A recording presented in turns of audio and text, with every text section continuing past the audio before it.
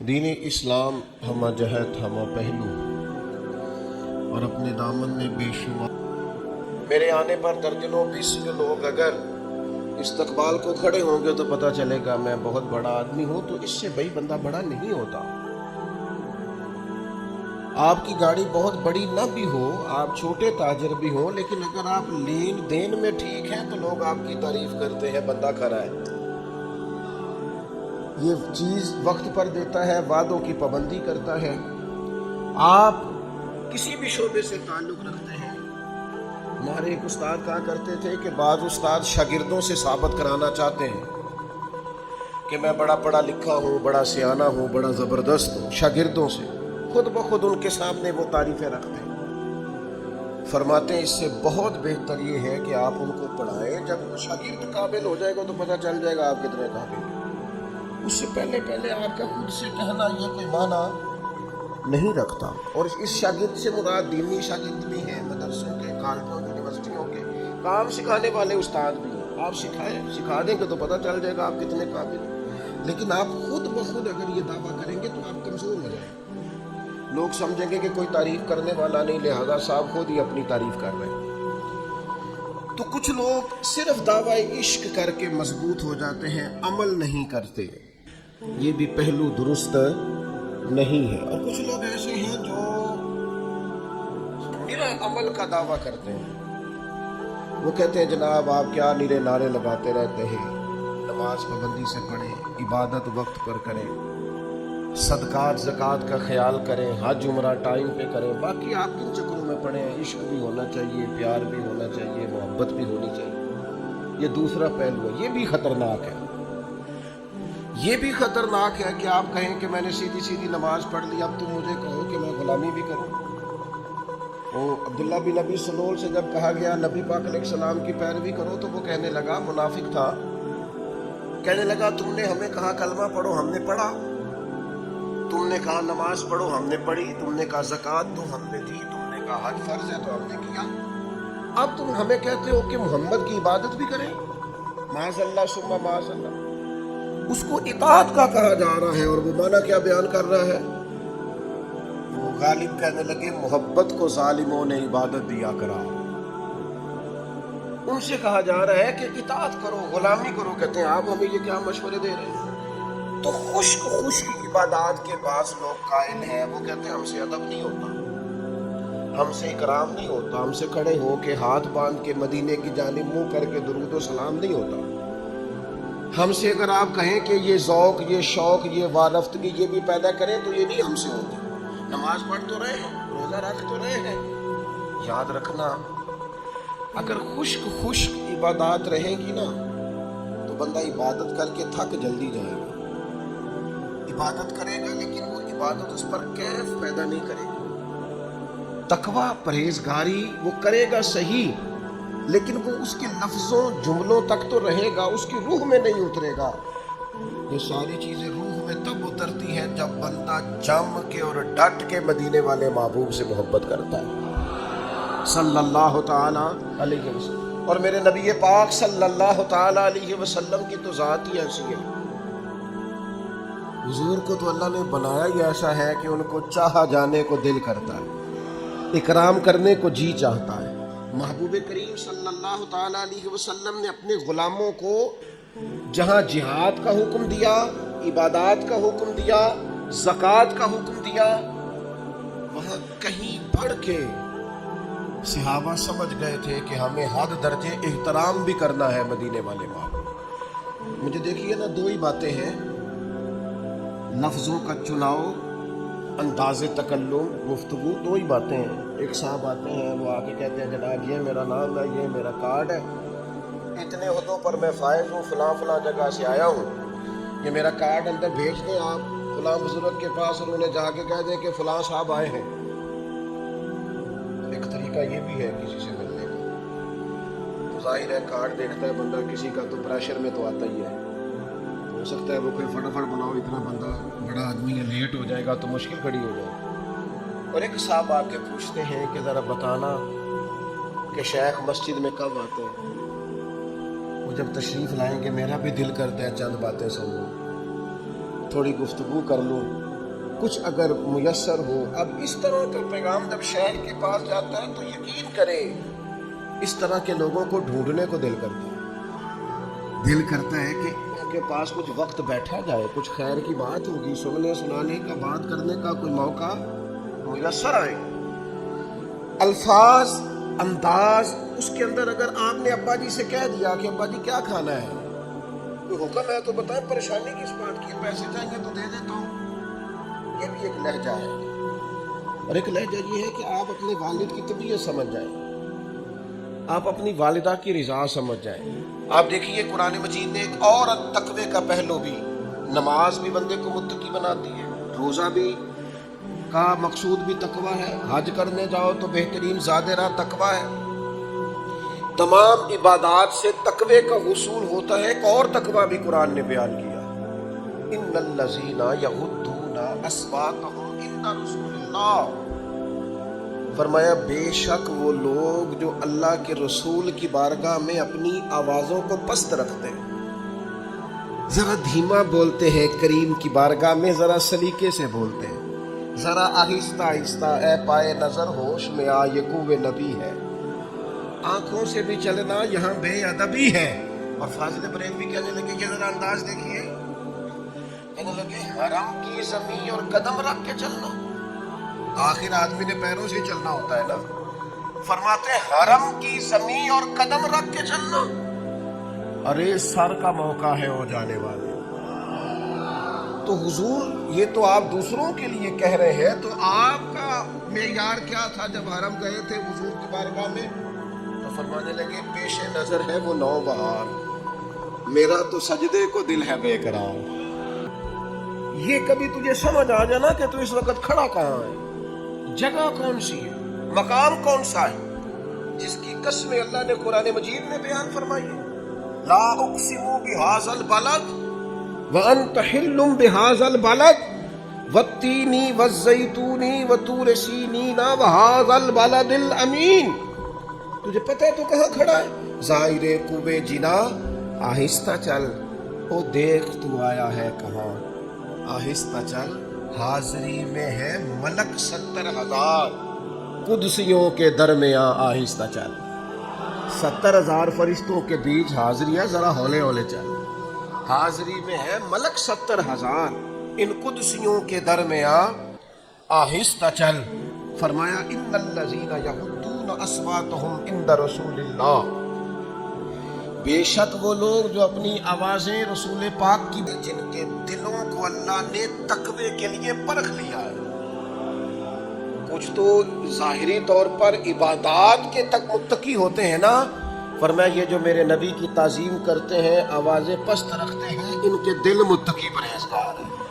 متقی لوگ ہیں جو آوازیں پست رکھتے ہیں. اولئک الذین امتحن اللہ قلوبهم للتقوی, ان کے دلوں کو اللہ نے تقوی کے لیے چن لیا ہے. جسے دل کا تقوی چاہیے وہ حضور کی تعظیم کرے, جو چاہتا ہے باطن کا پرہیزگار ہو, روح کا نیک ہو, بارگاہ محبوب کریم علیہ السلام کا بادب ہو. بہت بڑا انعام ہے کہ رب فرما رہا ہے ان کے دل تقوی کے لیے چن. یہ بڑا انعام ہے. لیکن آگے فرمایا لہم مغفرہ, ان کے لیے بخشش ہے, وَأَجْرٌ عظیم. اور جب رب اجر عطا کرے گا تو پھر بھی اللہ بڑا ہی عظیم اجر عطا فرمائے گا. تقویٰ بھی بڑی نعمت ہے, پر دوسرے اجر کا اعلان کیا, فرمایا بخش دیے جائیں گی اگر کوئی خطائیں ہوئی ایسے لوگوں کی. لہم مغفرۃ وَأَجْرٌ عظیم. اگر ان کے ذمے کچھ غلطیاں ہوں گی تو اللہ معاف کر دے گا, اور اس پر بھی اجر یہ ملے گا کہ اللہ تعالیٰ انہیں بہت اجر عظیم عطا فرمائے گا.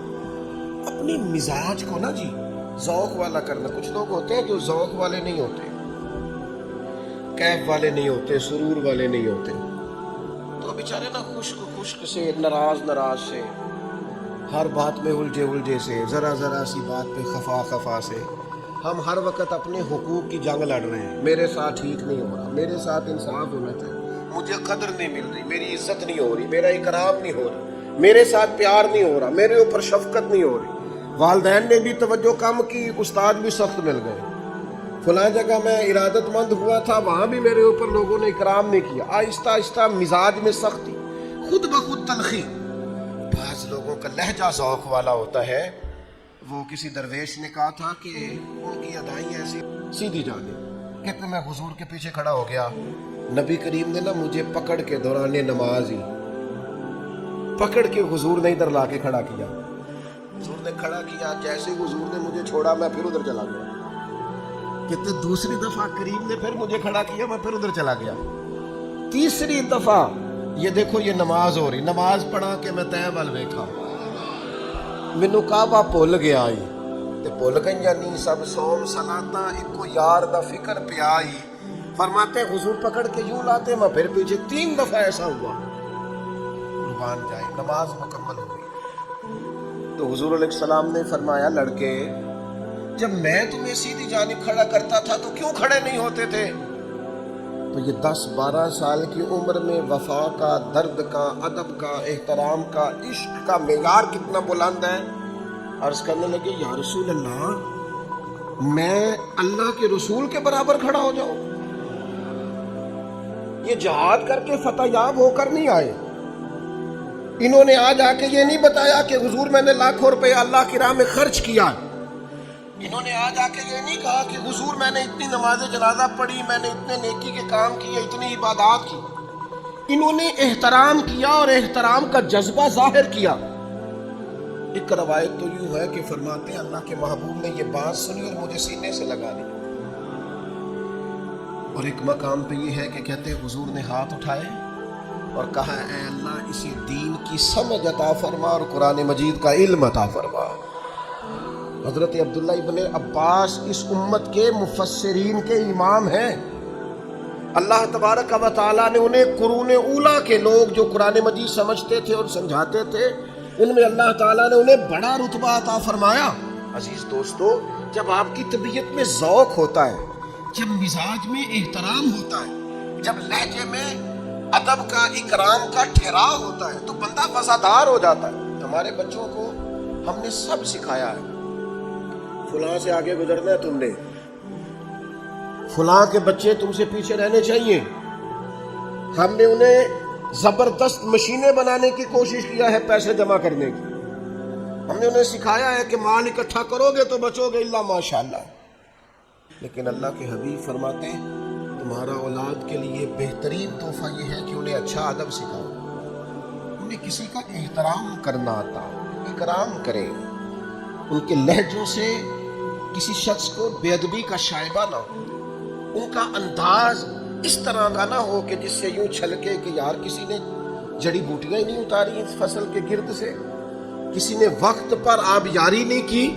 یہ درخت تھے کسی کے لیکن اس نے کھلے چھوڑ دیے, جیسے چاہا جس طبیعت میں چاہا, ماحول اور ہو گیا. میں نے خود دیکھا ہے, ماں باپ تعریفیں کر رہے ہیں شادی سے پہلے اپنے بیٹے کا رشتہ کرنا, کہتے ہیں بڑا ہی اچھا ہے, کیا بات ہے, بڑا کماتا ہے.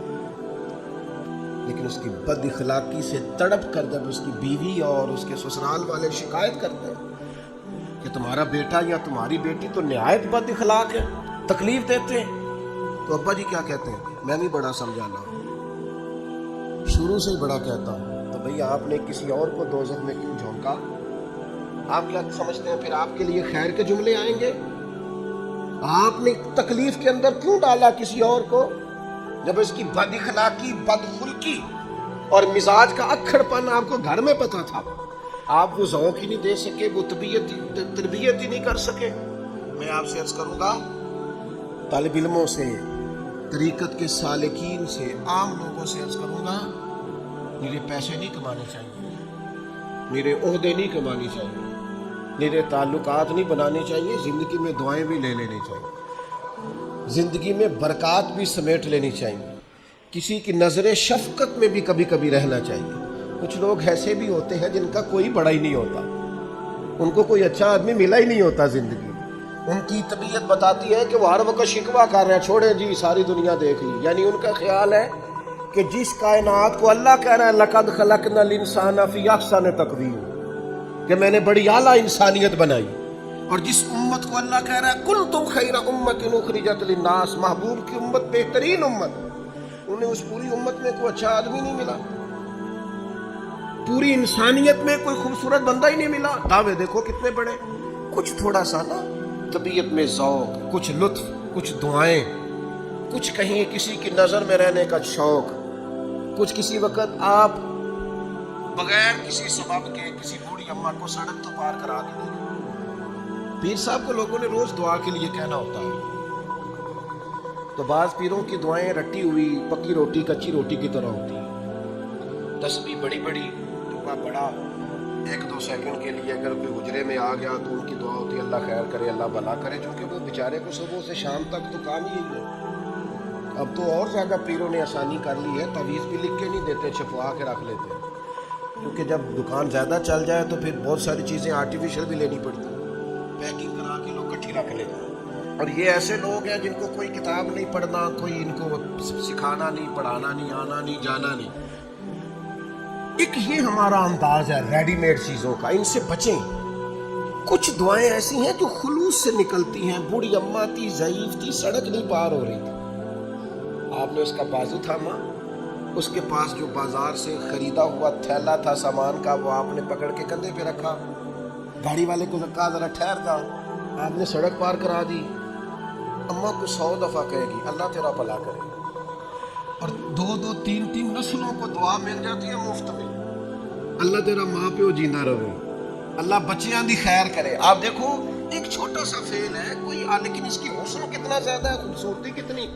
اور پھر یہ ایسا منفرد قسم کا کام ہے کہ آپ نے ایک دفعہ سڑک پار کرائی ہے، میرا خیال ہے اماں کی جس سے بھی ملاقات ہوگی نا، جب تک اسے یاد رہے گا اماں سب کو بتائے گی، اتھے ایک منڈا مل پیا جی چنگے بھی پتر ہے نا جے لوکاں میں، وہ تو ہو سکتا ہے بعض اوقات اپنے بچوں کو سمجھانے کے لیے آپ کی مثالیں دے، حالانکہ اسے ہو سکتا ہے یہ نہ پتا ہو کہ اپنی اماں کی آپ اتنی بات نہیں مانتے گھر میں، ہو سکتا ہے پتا ہو کیا ہمارے ابا جی گھر میں ہماری شکایت کر رہے ہو، لیکن تھوڑا سا دعا لینا، اکرام لینا کسی سے، اپنی زندگی ذوق والی بنائیں، شوق والی بنائیں۔ یہ دیکھیں یہ بھی ابو داؤد شریف میں حدیث ہے، حضرت قیس بن سعد بن عبادہ، یہ حضرت سعد بن عبادہ کے بیٹے، کہتے ہیں نبی کریم ہمارے گھر آیا اور سرکار نے دروازے پہ آ کے کہا السلام علیکم، یہ بھی رنگ ہوتا تھا صحابہ کے، سلام کا جواب دینا واجب ہے، جب کو کہا السلام علیکم تو کیا کہنا چاہیے؟ اب سرکار تشریف لائے تو حضرت قیس بن سعد بن عبادہ کہتے ہیں نبی کریم علیہ السلام نے کہا السلام علیکم، تو حضرت سعد بن عبادہ نے نا آہستہ سے کہا وعلیکم السلام،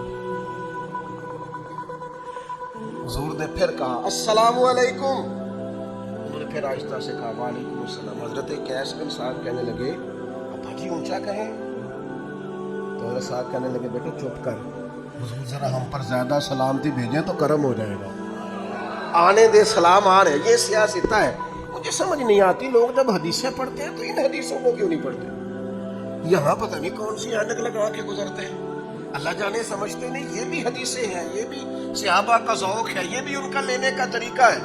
نبی کریم علیہ السلام نے تیسری مرتبہ کہا السلام علیکم، تو حضرت سعد بن عبادہ نے پھر آہستہ سے کہا وعلیکم السلام۔ اب اصول یہ ہے کہ 3 دفعہ سلام کرو، دستک دو، کوئی جواب نہ دے تو لوٹ جاؤ۔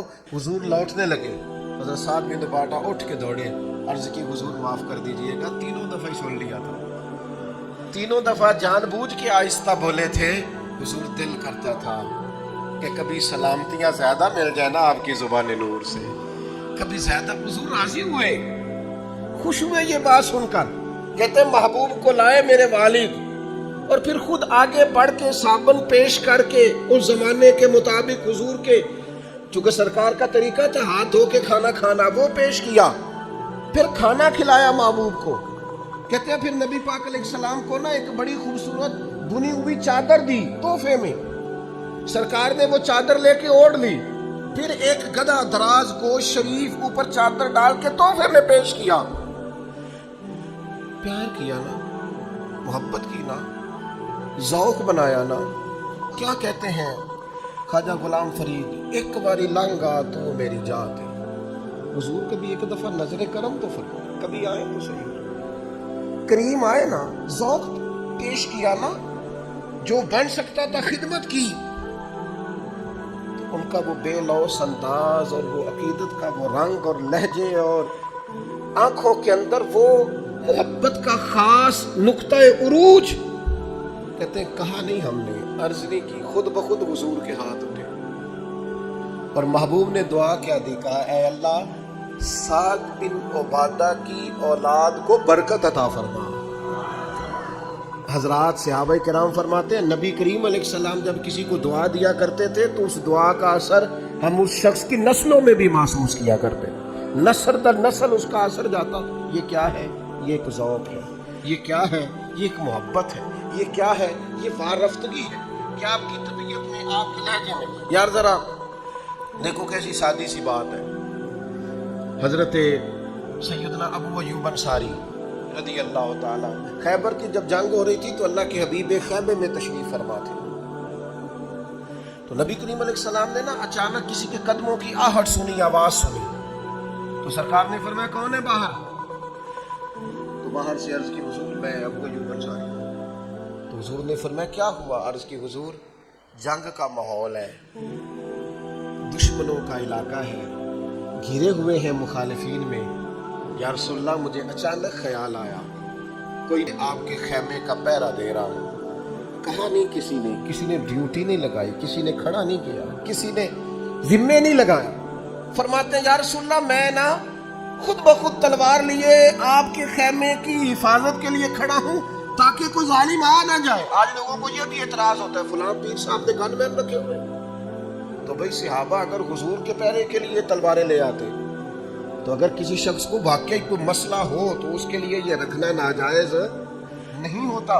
فرمایا میں نے سوچا کوئی تکلیف نہ دے دے، تکلیف نہ پہنچا دے۔ حضرت ابو ایوب انصاری سے حضور نے سوال کیا، انہوں نے جواب دیا، لیکن چونکہ اس میں ذوق بڑا تھا، ان کی نیت کے اندر، ان کے ارادے کے اندر خلوص بڑا تھا۔ اب حضور کیا فرماتے ہیں؟ نبی کریم علیہ السلام فرمانے لگے اے اللہ تو بھی جناب ابو ایوب انصاری کی اسی طرح حفاظت فرما جس طرح رات بھر وہ میری حفاظت کرتے رہے۔ یہ دعا لے لی ہے، یہ انہوں نے دعا حاصل کر لی ہے، یہ انہوں نے رنگ ایسا بنایا ہے کہ قریب نے کرم کر کے دعا دے دی۔ ہم نا بڑے تیز ہیں، ہمیں لوگوں کو باتوں سے گھیرنے میں ذوق زیادہ آتا ہے، ہم لفظوں سے لوگوں کو قریب کرنا چاہتے ہیں، ہم سمجھتے ہیں ہمارے جملے بڑے رہ گئے، بڑے بڑے سیانے لوگ کچھ نہیں حاصل کر سکے۔ اقبال بول کے کہنے لگے بجھی عشق کی آگ اندھیر ہے، یہ مسلمان نہیں، یہ خاک کا ڈھیر ہے۔ جب اس کے اندر عشق ہی نہیں ہے تو یہ ایک ڈھیر تو ہو سکتا ہے، اس نے بہت ساری چیزیں جمع کر لی لیکن ڈھیر تو ہو سکتا ہے، لیکن اب یہ مسلمان والی کیفیات، وہ یار نماز، روزہ، حج، زکوٰۃ یہ ضروری چیزیں ہیں، لیکن ان کے اندر جب آپ ذوق پیدا نہیں کرتے، درد پیدا نہیں کرتے، شوق پیدا نہیں کرتے، حضور کی غلامی کی لذت اس کے اندر آپ شامل نہیں کرتے، کھجور اور میدے کا حلوہ بنا کر حضرت عثمان غنی نے بھیجا، کیا مثلا کیا کتنا کو مہنگا حلوہ بنتا ہے یار آج، یا کیا عرب کے اندر کھجور عام تھی؟